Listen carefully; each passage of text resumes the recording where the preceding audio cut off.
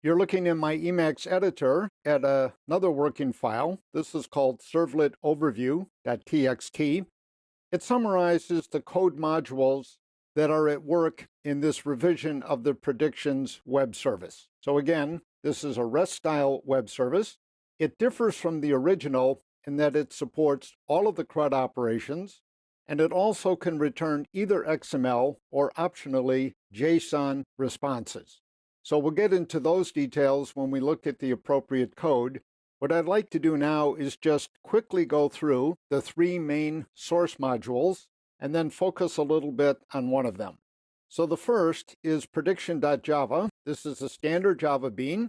It's got three properties: who, what, and ID. We'll look at that code momentarily. I'm going to jump over the middle one for now and jump down to predictions servlet.java. This is the servlet that implements the CRUD operations by defining do post, create, do get, read, do put, update, and do delete, which is delete. As noted, this version of the prediction service can return XML, that's the default, or JSON upon request. Now let me focus a little bit on the middle module, which is basically a utility class. So it contains some properties, but the main thing we care about are two fields. It has a concurrent map, so it has a map of all of the predictions. The key for a lookup is the prediction ID, and the value is the full prediction, who said what. There's also an atomic integer, which provides the keys. So the keys are unique numeric values, very much akin to what you would see in a database. Both of these classes, very important, come from java.util.concurrent and its subpackages. Technically, concurrent map, by the way, is an interface. The implementation I'm using is the concurrent hash map. So the question basically is why. So consider this situation. Suppose we have two clients that hit the service at the same time. One of them wants to update prediction 32. The other one wants to delete that same prediction. Clearly, we can't let this happen. We have to have some coordination. So these two requests have to be serialized in some appropriate way. One has to come before the other. And for example, if the updater is at work, we can't let the deleter get at the prediction at all. Now let me put this in more technical terms.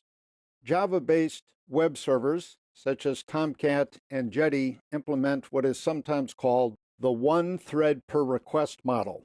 That is, as a request comes into the web server turns that request over to a thread taken out of a pre-built pool. The pool of threads is pre-built for efficiency reasons. That thread is then responsible for handling the request from start to finish.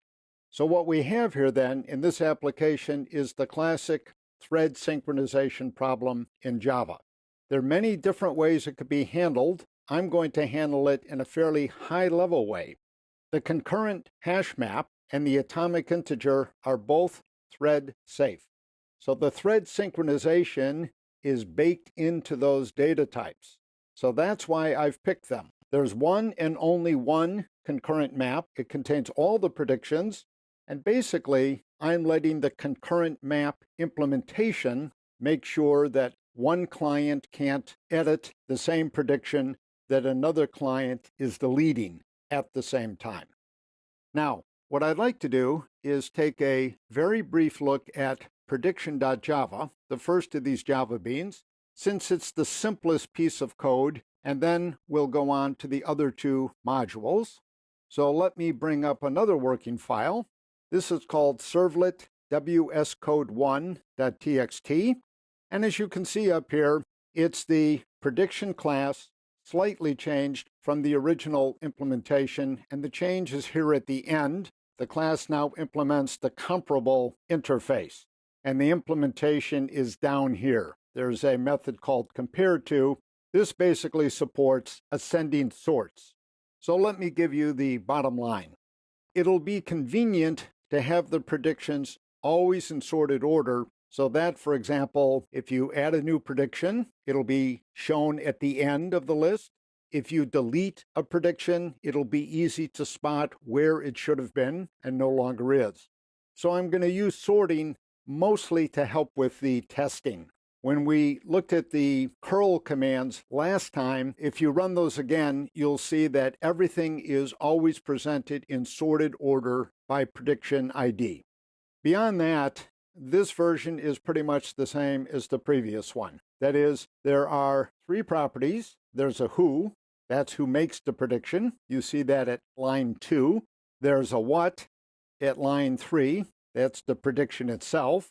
And then there's the ID, which is the unique identifier, and also the lookup key basically for a given prediction.